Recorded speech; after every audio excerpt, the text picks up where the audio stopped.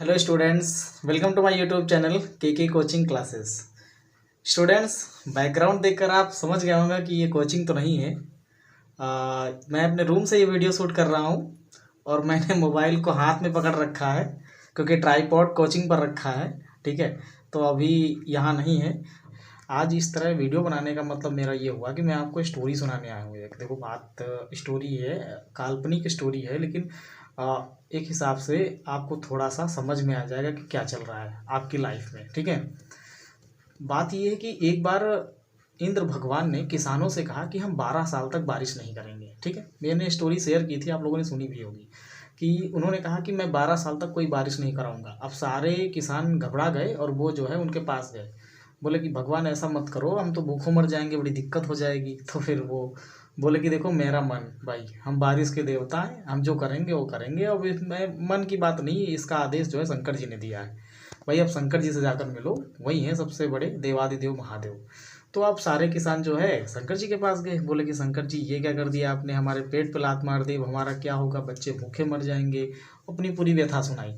शंकर जी मन चले आदमी, बोले कि अब देखो बात है साफ, हम भाई 12 साल के बाद अपनी डमरू बजाएंगे और जब हम डमरू बजाएंगे तभी बारिश होगी। तो अब आप लोग जाइए और अपना आराम कीजिए 12 साल तक, हम 12 साल बाद जब डमरू बजाएंगे तभी बारिश होगी। भाई सब चले गए अपने अपने घर। अब सबको पता था 12 साल तक बारिश तो होनी नहीं, तो सारे किसान जो है बैठकर मस्त मौला, हुक्का पानी चालू दारू वारू बढ़िया से आराम से सब मस्त मौज मौज मस्ती करने लगे। बढ़िया खूब, क्योंकि उनको मालूम था 12 साल बारिश तो होनी नहीं, तो पड़े पड़े खाओ, वाला काम क्या करना है, खेत में जाने से क्या मतलब है जब बारिश नहीं होगी। ठीक है, उस समय साधन नहीं हुआ करते थे, तो उनको बारिश से ही सब कुछ करना होता था। अब भाई एक किसान था गांव का, एक किसान था जो रोजाना फावड़ा लेकर जाता और बढ़िया वैसे ही काम करता, निराई गुड़ाई और सारा काम करता था। ठीक है, खेत में फसल भी बोता था। तो भाई उसने पहली बार फसल बोई और सारे किसान देख कर उसको हंसने लगे, बोले तुम तो पागल हो एकदम यार, 12 साल तक बारिश नहीं होगी और तुम चले हो इसमें फसल बोने, बड़े आए किसान बनने।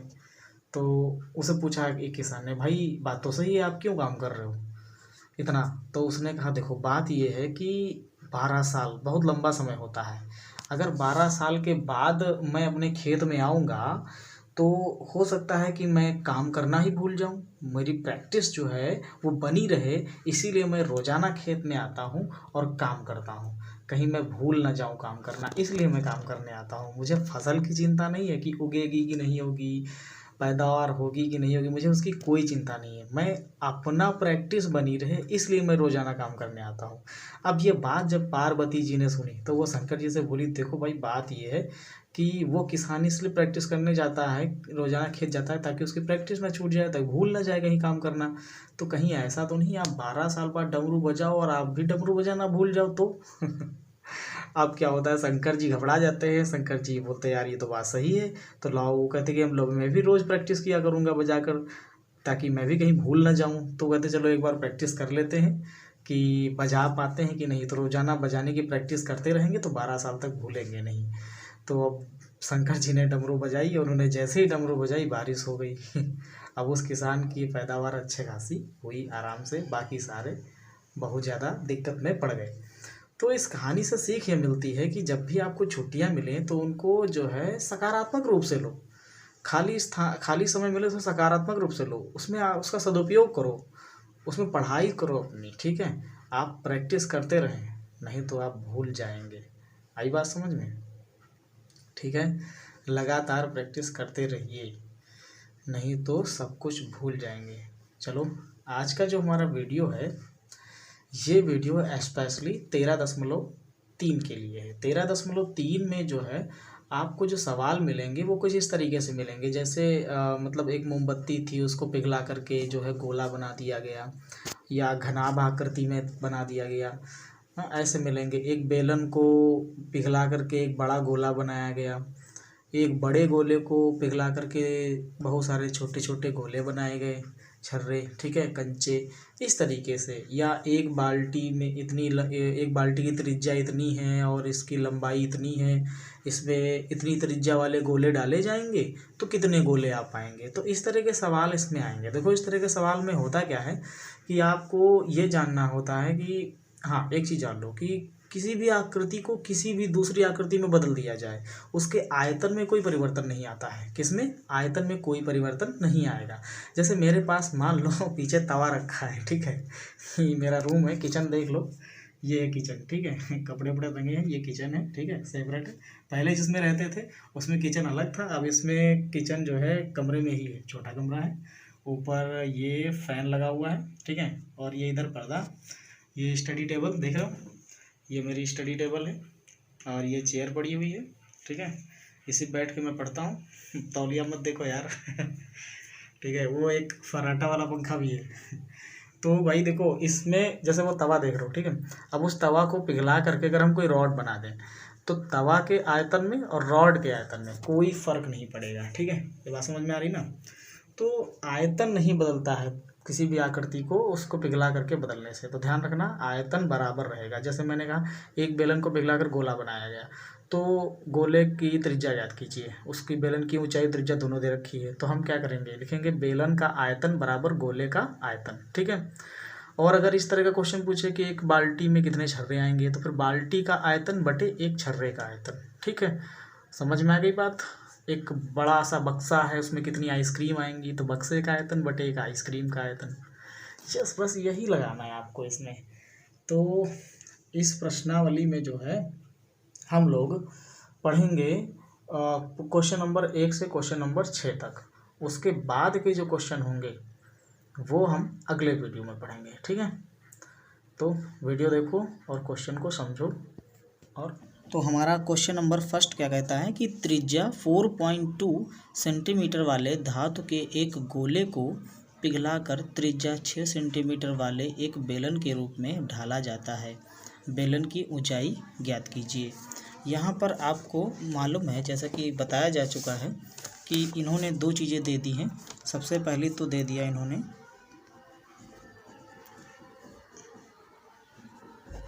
क्या दे दिया कि त्रिज्या 4.2 सेंटीमीटर वाले धातु के गोले, तो गोले की त्रिज्या दी है हमें, गोले की त्रिज्या कितनी दी है, R1 इसको कह देते हैं। गोले की त्रिज्या दी है 4.2 सेंटीमीटर। और इन्होंने क्या दे दिया है, पिघलाकर 6 सेंटीमीटर त्रिज्या वाले एक बेलन के रूप में ढाला जाता है, तो इन्होंने बेलन की त्रिज्या भी दे दी है, बेलन की त्रिज्या, ठीक है, बेलन की त्रिज्या, तो उसको हम लिखते हैं R2 से, उसको दे दिया है इन्होंने 6 सेंटीमीटर। बोले हैं कि अगर पिघला करके बना दिया जाता है तो फिर बताइए कि बेलन की ऊंचाई क्या होगी। आपसे पूछा है बेलन की ऊंचाई, ठीक है, इसी को पूछा है आपसे।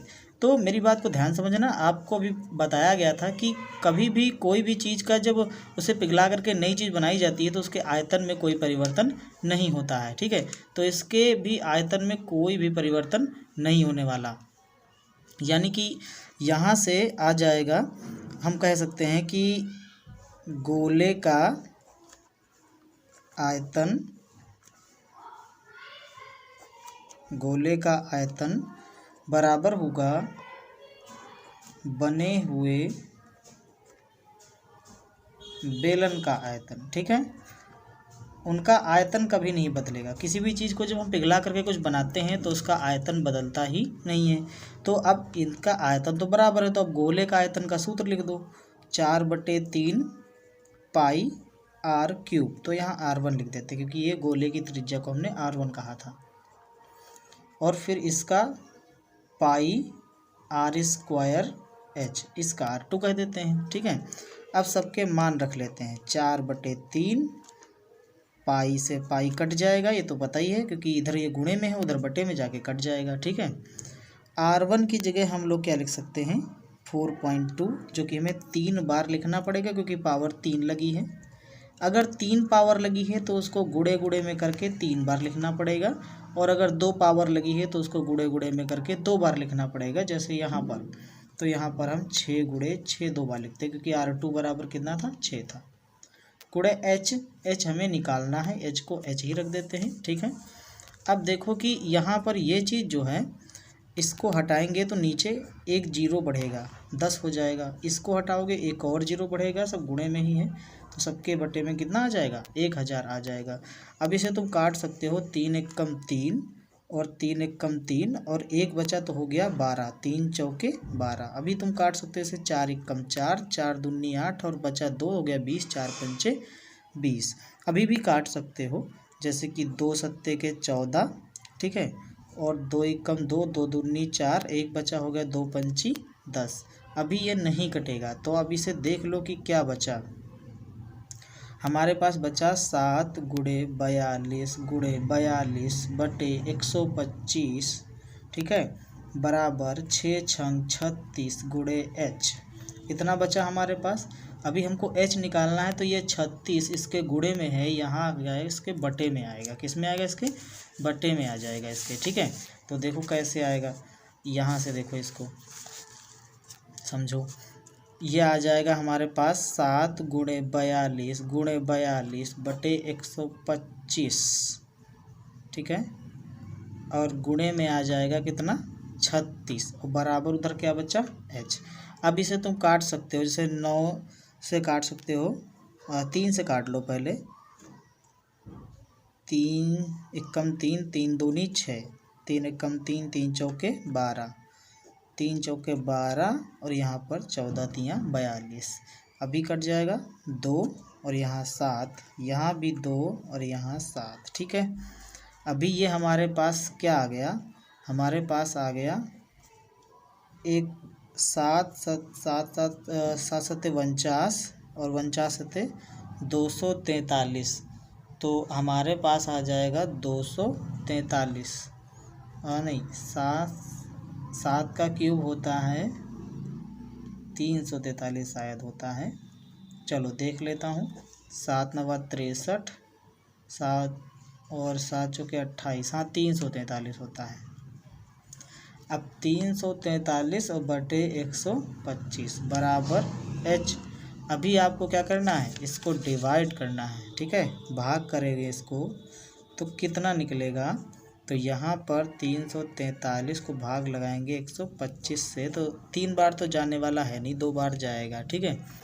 कितनी बार जाएगा? 2 बार। तो कितना आ जाएगा? 250, ठीक है। बचे कितने? 3। यहाँ कितना बचेगा? 9 बचेगा। तो अभी हम पॉइंट लगा सकते हैं, यहाँ 0 बढ़ा सकते हैं। कितनी बार जाएगा? 7 बार जा सकता है ये। 7 बचे 35 और 7 दूनी 14, 3 17 के साथ कैरी मिला 1, 7 एकम 7 1 8। घटा देंगे तो 5 बचेगा। यहाँ घटाएंगे तो 12 में से 7 गए, फिर 5 बच गए, यहाँ कुछ नहीं बचेगा, 0 लगा लेंगे। इस बार कितनी बार जाएगा? लगभग 4 बार चला जाएगा। तो देखो हमारे पास h बराबर कितना मिल गया?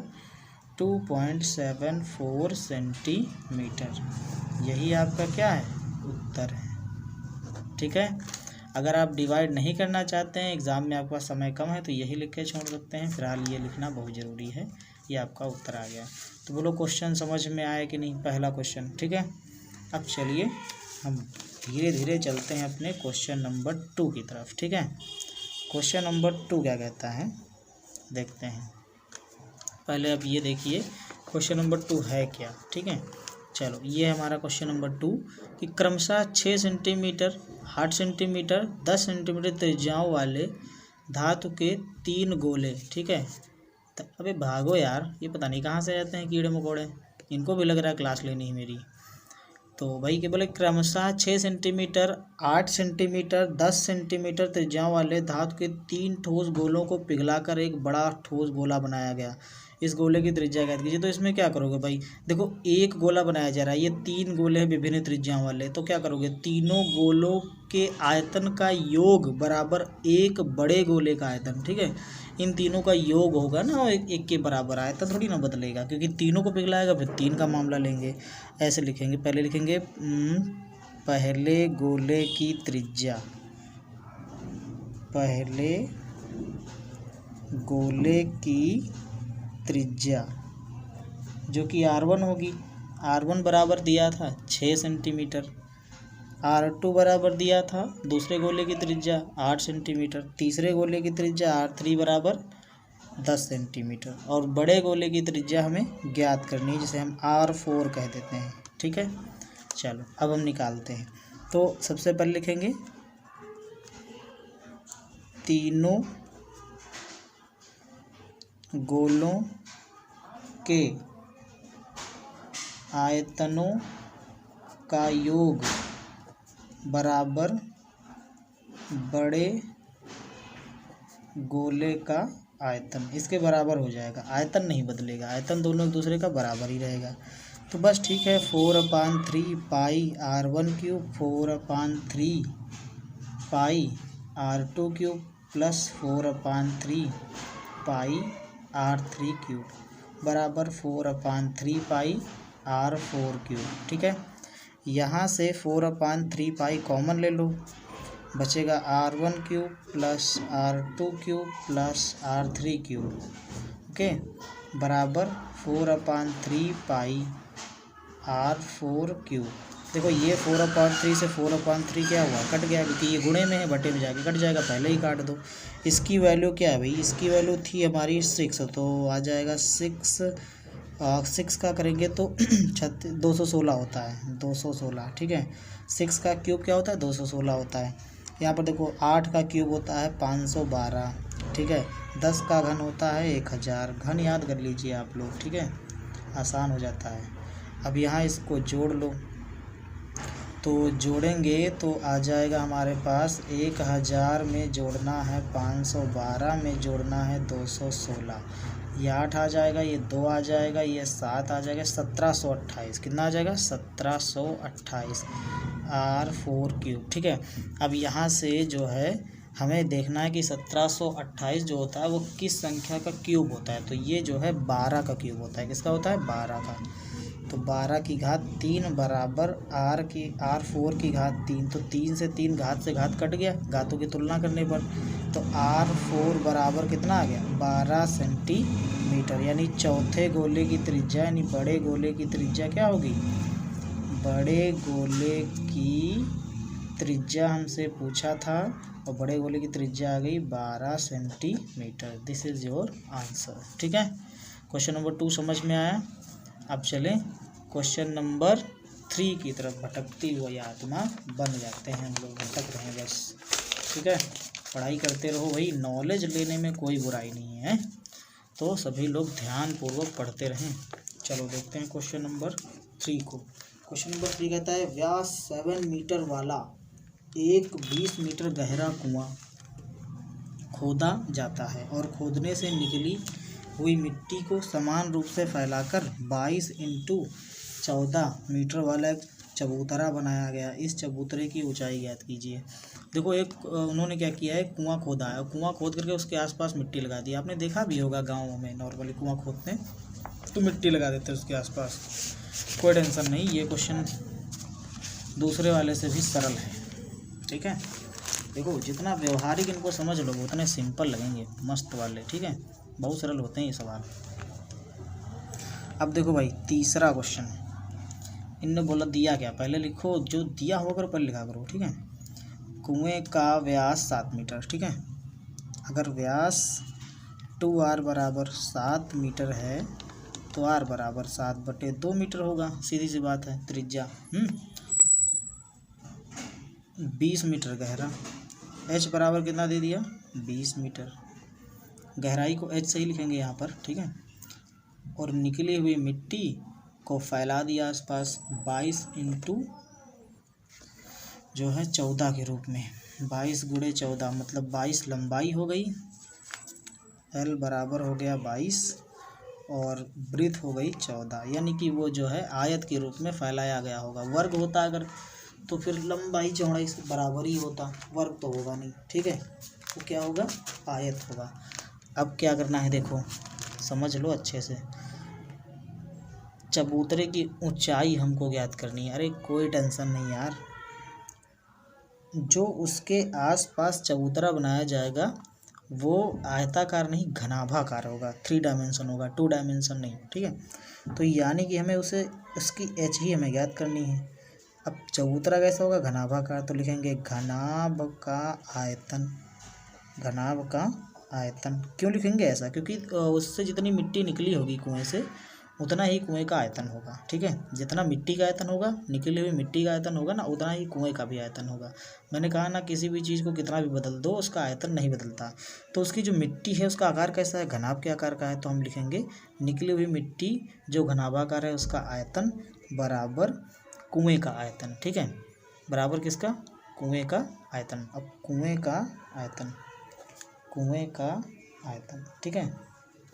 अब देखो कुएं का जो आयतन है, कुआं तो बेलनाकार होगा। ठीक है, तो इसके लिए फिलहाल लिखेंगे LBH। घनाभ का आयतन होता है लंबाई गुणे चौड़ाई गुणे ऊंचाई, और इसका होता है पाई आर स्क्वायर एच, क्योंकि कुआं तो बेलनाकार होगा तो पाई आर स्क्वायर एच हो गया। हमें ज्ञात क्या करना है, ये पहले देखो, चेक करो में क्या करना है। इनमें दिया क्या क्या है, H1 इसको H मान दे, इसको H1 मान लेते हैं तो एक जैसा हो जाएगा।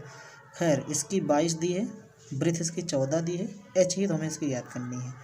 पाई की वैल्यू 22/7 होती है, इसका वैल्यू दिया है 7/2, तो 2 बार लिखेंगे 7/2 7/2। ठीक है, और फिर देखो गुणे में हमको क्या लिखना है, H1 कितना दिया है, इसका 20 दिया है।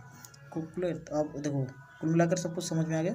ये काट दो, इसको 10 बार जाएगा, इसको भी काट दो तो 5 बार जाएगा, 7 से 7 कट जाएगा, पूरा खल्लास कर दो। ठीक है, यहाँ पर देखो H बराबर क्या हो जाएगा, H बराबर हो जाएगा 22 × 7 × 5 बटे, ये पूरा प्रोग्राम बटे में चला जाएगा। ठीक है, 22 × 14, काट लो, 22 से 22 कट गया, 7 एकम 7, 7 दूनी 14, इसको काट दो 2.5। ठीक है, तो H बराबर कितना आएगा 2.5, यानी जो चबूतरा था उसकी ऊंचाई कितनी थी, 2.5 थी। बोलो क्वेश्चन समझ में आया कि नहीं आया, मज़ेदार क्वेश्चन था वैसे भाई, मज़ा आ गया, कहा था ना सरल है। चलो आगे बढ़ते हैं, ये पेज भर गया यार, नया पेज लेना पड़ेगा हमको, ये कैसा है ये, चलो ठीक है, एक तरफ खाली हुई है, कोई टेंशन नहीं। अब देखो, अरे फटो नहीं भाई, पेज फट गया हमारा, देखो ये देखो, लीला न्यारी है सब चीज़ की, कोई टेंशन नहीं यार, तुम बस सवाल लगाओ। ठीक है, अब देखो क्वेश्चन नंबर 4 क्या कहता है, क्वेश्चन नंबर 4 बहुत बेकार क्वेश्चन लग रहा है, नहीं अच्छा है। व्यास 3 मीटर का एक कुआं, वैसे ही है सेम, 14 मीटर की गहराई तक खोदा जाता है। इससे निकली हुई मिट्टी को कुएं के चारों ओर 4 मीटर चौड़ाई एक वलयाकार रिंग बनाते हुए, पिछली बार देखो घनाभ था, इस बार रिंग बनाते हुए समान रूप से फैलाकर एक प्रकार का बांध बनाया जाता है। इस बांध की ऊंचाई याद कीजिए, हाइट उसकी याद करनी है। क्वेश्चन नंबर 4 कहता है कि एक कुआं खोदा गया है जिसकी गहराई जो है वो करीब, गहराई इसमें दे रखी है क्वेश्चन नंबर 4 में, हाँ 14 मीटर की गहराई का कुआं खोदा जाता है। ठीक है, एक कुआं खोदा गया है जिसकी गहराई कितनी है, टोटल 14 मीटर की है। एक कुआं खोदा गया जिसकी गहराई कितनी है, टोटल 14 मीटर है, और इस कुएं की जो त्रिज्या है वो कितनी है, 1.4 मीटर है। ठीक है, पहले जो चीज़ें दी हैं वो हम लिख लेते हैं, जैसे कि इन्होंने दे रखा है कुएं का व्यास। ठीक है, कुएं का व्यास 3 मीटर, अगर व्यास 3 मीटर है तो त्रिज्या हो जाएगी 1.5 मीटर, त्रिज्या व्यास की आधी होती है इसलिए। ठीक है, और कुएं की गहराई भी दी है, कुएं की गहराई। ठीक है, तो कुएं की गहराई कितनी दे रखी है, जिसको हम H से लिखते हैं, और वो दे रखा है 14 मीटर। ठीक है, इसके बाद में बोला है कि जब कुआं खोदा गया तो कुआं खोद कर जो मिट्टी निकलेगी उस मिट्टी से कुएं के चारों ओर एक बेलनाकार वलय यानी वृत्ताकार वलय बना दिया गया। ठीक है, रिंग यानी छल्ला अंगूठी के आकार का, और जैसे अंगूठी आपकी क्या होती है, उंगली में जो है पहने हुए रहते हैं ना, तो उंगली बीच में रहती है, अंगूठी चारों ओर रहती है, सेम वैसे ही ये जो मिट्टी है वो जो है आसपास रहेगी, और कुएं का जो मुंह है वो इसके भीतर रहेगा, जैसे देख सकते हो। अगर ना समझ में आ रहा हो तो इस तरीके से समझ लो, ये आपको दिख रहा होगा। ठीक है, ये आपको दिख रहा है, ये जो भाग उभरा हुआ दिख रहा है ये क्या है, कुआं, ये क्या है कुआं, ये जो आसपास दिख रहा है ये क्या है, मिट्टी। अब अगर मैं इसको ऐसे लगा दूं, ठीक है, तो देखो ये जो 1.5 मीटर आपको दिख रही है ये त्रिज्या किसकी है, 1.5 मीटर त्रिज्या किसकी है, ये 1.5 मीटर त्रिज्या है कुएं की, 1.5 मीटर त्रिज्या हो गई कुएं की, और ये हो गई रिंग की त्रिज्या, रिंग की चौड़ाई 4 मीटर, जो वलय बनाया जाएगा वलय की चौड़ाई कितनी है, 4 मीटर है। तो टोटल अगर मैं यहाँ से मैं बोलूँ कि ये जो चबूतरा है, रिंग अंगूठे का अगर चबूतरा जो है, इस चबूतरे की आपको क्या याद करनी है, माप ज्ञात करनी, इस चबूतरे का आयतन ज्ञात करना है। तो भाई चबूतरे का आयतन अगर निकालना है तुम्हें तो करना क्या होगा कि ये जो बेलन का आयतन है इसमें से घटाना होगा इस चबूतरे के आयतन को। समझ में आई बात। चबूतरा भी कैसा होगा, बेलनाकार होगा। देख सकते हो चबूतरा भी कैसा है, बेलनाकार है, और कुआं तो बेलनाकार है ही है। तो यानी कि हमें इसमें से माइनस करना होगा किसको, ये जो यहाँ से यहाँ तक टोटल होगी ये कैपिटल आर होगी, और कैपिटल आर में से बेलन का आयतन हम माइनस कर देंगे। ठीक है, तो हमारा ये केवल रिंग वाला क्या होगा, बच जाएगा। रिंग वाला क्या होगा, बच जाएगा। फिर से एक बार समझ लो कि अगर हमें रिंग के आयतन को ज्ञात करना है, किसके, इस रिंग के आयतन को ज्ञात करना है, तो ये जो ऊपर का टॉप है इसका आयतन निकाल करके इस टोटल में से क्या करेंगे, माइनस कर देंगे, तो रिंग का आयतन आ जाएगा। ठीक है, तो अभी हम क्या करेंगे, ये पूरी रेडियस लेंगे। तो पूरी रेडियस कितनी हो जाएगी, 4 तो ये है और 1.5 ये है, कितनी हो जाएगी, 5.5 हो जाएगी। ठीक है, तो यहाँ से हम लोग लिखेंगे कि जो है वलय की चौड़ाई, सबसे पहले क्या लिखेंगे, वलय की चौड़ाई। वलय की चौड़ाई कितनी है, तो वलय की चौड़ाई है आई थिंक 4 मीटर। कितनी है, 4 मीटर, क्वेश्चन दे रखा है। अब वलय की बाहरी त्रिज्या निकाल लो। वलय की बाहरी त्रिज्या, तो वलय की जो बाहरी त्रिज्या होगी वो हो जाएगी 5.5, क्योंकि 4 तो भाई ये 4 उसकी खुद की चौड़ाई है और 1.5 वो है, तो टोटल कितनी हो गई, 5.5 हो गई, 5.5। इतनी बात समझ में आ गई। उसके बाद में चबूतरे की ऊंचाई की बात कर लें। ठीक है, चबूतरे की ऊंचाई, इसी को हमें क्या करना है, फाइंड करना है। ठीक है, इसे हम स्मॉल h मान लेते हैं। मीटर इसकी यूनिट, यहाँ सब जगह यूनिट मीटर ही होगी। ठीक है, यहाँ भी। अभी हमको क्या करना है, इसे सॉल्व करना है। डायग्राम आपके सामने बना हुआ है, आप देख सकते हो, ये कुआं है। ठीक है, ये चबूतरा है। अगली बात समझ में। अभी आपको क्या करना है कि जब कुएं का आयतन जो निकालेंगे तो ये कुएं का जो आयतन होगा वो चबूतरे का आयतन और निकाली गई मिट्टी का आयतन दोनों आपस में बराबर होंगे। यानी पहले हम लिखेंगे चबूतरे का आयतन जो है बराबर होगा किसके, निकाली गई मिट्टी के आयतन के बराबर। तो भाई जितनी मिट्टी निकालेंगे उतना ही ऊंचा, मतलब उतने ही आयतन का चबूतरा बनेगा। तो यहाँ से लिखेंगे हम चबूतरे का आयतन, चबूतरे का आयतन बराबर निकाली गई मिट्टी का आयतन। निकाली गई आप लिख लीजिएगा।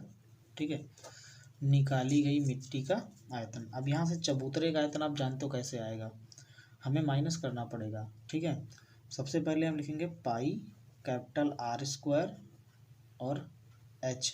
ओके, तो माइनस करेंगे पाई आर स्क्वायर स्मॉल एच बराबर pi R square capital H. ठीक है, यहाँ से हमें क्या करना है कि पाई को कॉमन कर लेना है। पाई और एच दोनों कॉमन मिल जाएंगे। ठीक है, तो पाई एच को कॉमन कर लिया तो बचा यहाँ पर R square minus R square बराबर पाई आर स्क्वायर एच। अभी क्या करना है कि पाई से पाई कट जाएगा। हाँ, तो हम लोग यहाँ पर A square minus B square equal to A plus B into A minus B का फॉर्मूला अप्लाई कर देंगे। तो यहाँ ये देखिए, आप देख सकते हैं यहाँ लिखा हुआ है R square minus R square, तो ये हो जाएगा इसकी जगह पर आर। पाई हमारा जो एच है हमारा वो एच बाहर ही रहेगा, ये वाला। चाहो तो इसका वैल्यू पुट कर सकते हो, क्योंकि स्मॉल एच नहीं, स्मॉल एच में फाइंड करना है तो इसको बटे में भेज दो उसके सीधे तौर पर। Small h is equal to हो जाएगा R square capital H upon capital R square minus small r square, ये हो जाएगा। अब यहाँ से देखो कैपिटल स्मॉल आर की वैल्यू कितनी थी, 1.5 का होल ऑफ स्क्वायर। ठीक है, इंटू में कैपिटल एच कितना था, 14 था, अपॉन में आर स्क्वायर, तो हो जाएगा एक बार R square R plus small R एक ब्रैकेट में, आर माइनस स्मॉल आर दूसरे ब्रैकेट में। अभी क्या करना है कि इसका जो है आपको होल स्क्वायर ओपन कर देना है। इसका होल स्क्वायर तो आप अच्छे से जानते होंगे क्या होता है, 1 करना हो तो करो वरना ऐसे छोड़ दो, अभी शायद कुछ कटेगा। ठीक है, अभी देखना। तो यहाँ पर आप रखो इसको 1.5 प्लस कैपिटल आर 1.5 नहीं 5.5 है। ठीक है, और स्मॉल आर 1.5 है। और फिर इसको यहाँ पे रखो तो ये आ जाएगा 5.5 माइनस 1.5। थोड़ा सा सॉल्व करते हैं। 1.5 इंटू 1.5 इंटू 14 अपॉन, यहाँ से इसको ऐड करेंगे 5 5 हो जाएगा, 10 का 0 वहाँ चला आया 1, 5 6 7। ठीक है, गुणे में 7 आएगा और बटे में 7 आएगा और गुणे में क्या आएगा, तो यहाँ पे 4 बचेगा वही से। ठीक है, अभी 7 एक कम 7 और 7 दूनी 14 कट गया, 2 एक कम 2 और 2 दूनी 4। अभी यहाँ से क्या बचा देखो, यहाँ से आ जाएगा हमारे पास 2.25। ठीक है, 225 होता है, 2 को 10 लगा दिया बटे में 2। ठीक है, काटना चाहो तो काट दो। इसका आंसर आएगा 1.125 मीटर। यही हमारी क्या है, ऊंचाई है। ठीक है, तो ये था क्वेश्चन नंबर 4। अब डिस्कस करते हैं क्वेश्चन नंबर 5 को फटाफट। क्वेश्चन नंबर 5 क्या कहते हैं देखो, व्यास 12 सेंटीमीटर और ऊंचाई 15 सेंटीमीटर वाले एक लंबवर्ती बेलन के आकार का बर्तन आइसक्रीम से पूरा भरा है। ठीक है, एक बेलनाकार बर्तन है जो आइसक्रीम से भरा हुआ है। आइसक्रीम की ऊंचाई 12 सेंटीमीटर और व्यास 6 सेंटीमीटर है वाले शंकुओं में भरा जाना है, जिनका ऊपरी सिरा अर्धगोलाकार होगा। ठीक है, उन शंकुओं की संख्या ज्ञात कीजिए जो इन आइसक्रीम से भरे जा सकते हैं। ठीक है, आपको पूछा है कि कितनी आइसक्रीम उसमें भरी जा सकती हैं। तो सबसे पहले तो ये देखो कि इसमें हमको क्या क्या दे रखा है, क्वेश्चन नंबर 5। ठीक है, क्वेश्चन नंबर 5 हम डिस्कस करेंगे तब जब हमें पता होगा कि इसमें दिया क्या क्या है। तो इन भाई साहब ने हमें दे रखा है, सबसे पहली बात तो एक बेलनाकार बर्तन। ठीक है, ये हो गया बेलनाकार बर्तन,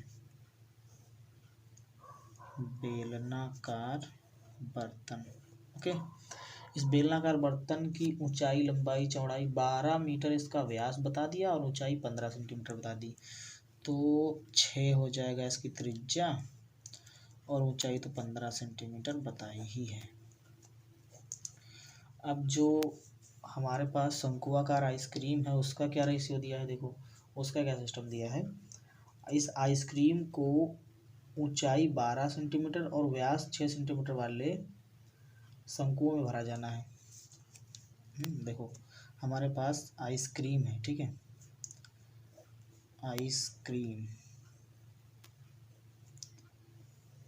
इस आइसक्रीम का सिस्टम यह है कि इसके शंकुआकार भाग की ऊंचाई है 12। ठीक है, और ये त्रिज्या है 3। अब आपको क्या करना है, बताना यह है कि इस डिब्बे में कितनी आ सकती हैं आइसक्रीम है। देखो मैंने भी एक आइसक्रीम बनाई है, ये देखो तुम्हारे लिए सोचा अपने बच्चों को आइसक्रीम खिला दूं। अगर तुम लोग आइसक्रीम खाना चाहते हो तो जल्दी से जल्दी कमेंट बॉक्स में कमेंट करो, तुम्हें आइसक्रीम खिलाऊंगा। ठीक है, ये आइसक्रीम है, देखो इसका ऊपर का जो भाग है वो गोलाकार है, अर्धगोलाकार, और उसकी त्रिज्या है कितनी, 3 सेंटीमीटर। और ये जो है ये शंकुआकार भाग है जिसकी हाइट है 12 और त्रिज्या है 6। ठीक, चलो शुरू करते हैं। अब देखो, हाँ भाई पहले समझो,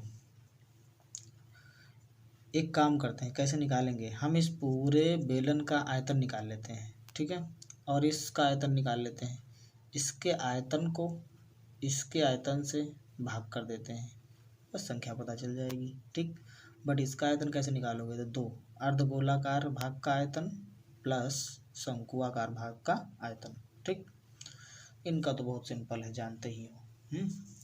तो चलो शुरू करते हैं, पहले बेलनाकार भाग का आयतन निकाल लेते हैं।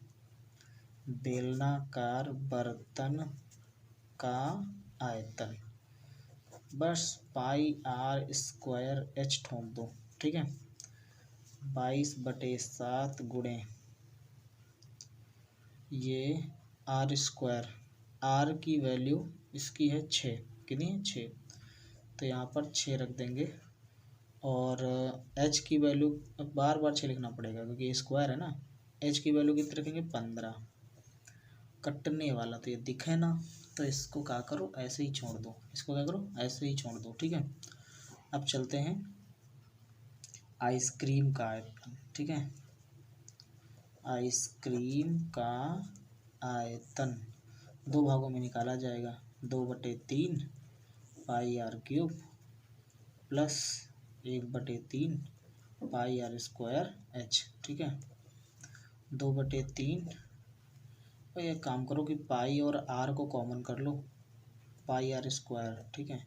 पाई आर स्क्वायर कॉमन हो गया, 2/3 पाई, पाई तो बचा ही नहीं ना, आर बचा केवल, और आर इसकी 3 थी, इसकी त्रिज्या कितनी थी, 3 थी, प्लस 1/3 बचा, पाई और आर स्क्वायर बाहर चला गया, एच बचा, एच इसकी कितनी थी 12, शंकु की एच कितनी थी 12, 3 चौके 12, 3 से 3 कट गया, ठीक है।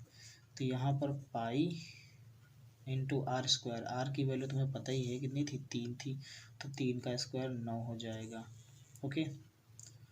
और इसमें कितना बचेगा, 2 और 2 4 जोड़ दो, कितना हो जाएगा 6, और यहाँ पर 22/7 गुणे 9 गुणे 6, ठीक है। अब ये पूरा प्रोग्राम आ गया। अब आपको क्या करना है, इसके आयतन को भाग करना था ना, संख्या याद करनी थी मुझे, तो संख्या बराबर क्या हो जाएगा, 22/7 गुणे 6 गुणे 6 गुणे 15 बटे 22/7 गुणे 9 गुणे 6, ये पूरा इससे कट गया, ठीक है, 6 से 6 कट गया। अभी 3 त्रिका 9, 3 दूनी 6 हो जाएगा, 3 त्रिका 9, 3 दूनी 6 कट गया, फिर 3 से काटो, 3 5 15, 5 दूनी 10, 10 आ गया आंसर, ठीक है। उसकी संख्या कितनी होगी, कितनी आइसक्रीम आएंगी उसमें, तो 10 आएंगी मेरे प्यारे छात्रों, कितनी आएंगी 10, ठीक है। We are discussing the question number 6। चलो क्वेश्चन नंबर 6 की बात करते हैं। ये है क्वेश्चन नंबर 6, कहता है कि विमाओ 5.5 सेंटीमीटर 10 सेंटीमीटर इंटू 3.5 सेंटीमीटर वाला एक घनाभ बनाने के लिए 1.75 सेंटीमीटर व्यास और 2 मिलीमीटर मोटाई वाले कितने चांदी के सिक्कों को पिघलाना पड़ेगा। लंबा चौड़ा क्वेश्चन नंबर 6 क्या कह रहा था कि एक घनाभ बनाना है हमको, ठीक है। सिक्का जो है हमारे पास एक सिक्का है, ये मान लो हमारे पास कोई सिक्का है, सिक्का बेलनाकार ही होगा, ठीक है, क्योंकि इसकी कुछ मोटाई होती है इसलिए उसे बेलनाकार माना जाता है। तो इन्होंने सिक्के में क्या बता दिया कि सिक्के की जो मोटाई है वो 2 मिलीमीटर है, 2 mm, और इसकी जो रेडियस है वो बता दी 1.75/2, ये इसकी रेडियस हो गई। हमें ज्ञात करना है कि इस एक सिक्के से हम जो है कितने घनाभ बना सकते हैं। जो घनाभ की माप है वो दे रखी है, घनाभ की माप दे रखी है 5.5 इंटू 10 इंटू 3.5, इतने सेंटीमीटर वाले कितने घनाभ बना सकते हैं। तो इसके लिए हम क्या करेंगे कि इसके आयतन को भाग देंगे इसके आयतन से, तो इसका आयतन निकालेंगे, बेलनाकार है तो पाई आर स्क्वायर से निकालेंगे, भाग करेंगे तो हमारा संख्या पता चल जाएगा, जैसे पीछे वाले क्वेश्चन की तरह, 5वें क्वेश्चन की तरह एकदम, ठीक है। संख्या उसमें भी बतानी, संख्या इसमें भी बतानी। तो सबसे पहले काम कर लो कि इसको 5.5 इंटू 10 इंटू 3.5 अपॉन, ये हो जाएगा 22/7, इसकी वैल्यू है कितनी 1.75/2 का होल स्क्वायर, तो फिर 2 बार लिख देंगे, क्योंकि 2 बार लिखेंगे इसलिए क्योंकि स्क्वायर लगा है। एच की वैल्यू बोला, एच की वैल्यू तो वो 2 मिलीमीटर है, ठीक है, सिक्के की ऊंचाई 2 मिलीमीटर, 2/10, 10 क्यों, क्योंकि मिलीमीटर था और सेंटीमीटर करने के लिए 10 से भाग देंगे। आई बात समझ में। ये चारों चीज़ें 3 नंबर की चीज़ें हैं, ठीक है, 3 नंबर की चीज़ें कहाँ चली जाती हैं, ऊपर चली जाती हैं, तो इनको भगा दो ऊपर, ठीक है। 5.5 into 10 into 3.5 into 7 into 2 into 2 into 10 upon 22 into 1.75 into 1.75 into 2, ठीक है। 2 से 2 डिवाइड हो गया, कोई दिक्कत, नो टेंशन, ठीक है। यहाँ से पॉइंट हटाएंगे, यहाँ बढ़ेगा 0, यहाँ से पॉइंट हटाएंगे, यहाँ बढ़ेगा एक और 0, ठीक है। यहाँ से पॉइंट हटाओगे डबल 0, यहाँ से पॉइंट हटाओगे डबल 0, 2 0 तो इससे कट गए, ठीक है। अब इसको देखो, 7 एकम 7, 7 दूनी 14, बचे हो गए कितने, 3 बचे 35, 7 बचे 35, ठीक है। इसको काटो, देखो 35 एकम 35 कटेगा और 35 पंचे 175 कटेगा, ठीक है। और क्या कटेगा, और भी काट सकते हो, जैसे 5 एकम 5 और यहाँ पर 5 दूनी 10, यहाँ भी काट सकते हो, 2 एकम 2 और 11 दूनी 22, 11 से कट जाएगा, 11 एकम 11, 11 पचे 55, ठीक है। फिर 5 से कट जाएगा, 5 एकम 5, पचम 25। और देखो बचा क्या, ये वाला 2 बचा, ये 1000 बचा, तो कितना हो जाएगा 2000/5। फिर भी कट सकता है, वहाँ इसलिए नहीं काटा, घिचपिच ज़्यादा समझ नहीं पाते इसलिए, ठीक है। तो ये हो जाएगा 5 एकम 5, 5 चौके 20, तो टोटल कितना है 00, तो 400। कितने सिक्के की ज़रूरत पड़ेगी, 400 सिक्कों की आवश्यकता पड़ेगी, ठीक है। क्लियर है, ये समझ में आया। तो ये था आपका question number 6। Student question number 7, question number 8 और क्वेश्चन नंबर 9, ये 3 क्वेश्चन हम नेक्स्ट वीडियो में कवर करेंगे, वरना वीडियो काफ़ी लंबा हो जाएगा, ठीक है। तो फिर पढ़ते रहिए, मस्त रहिए और स्वस्थ रहिए और कोरोना से बच के रहिए, ठीक है।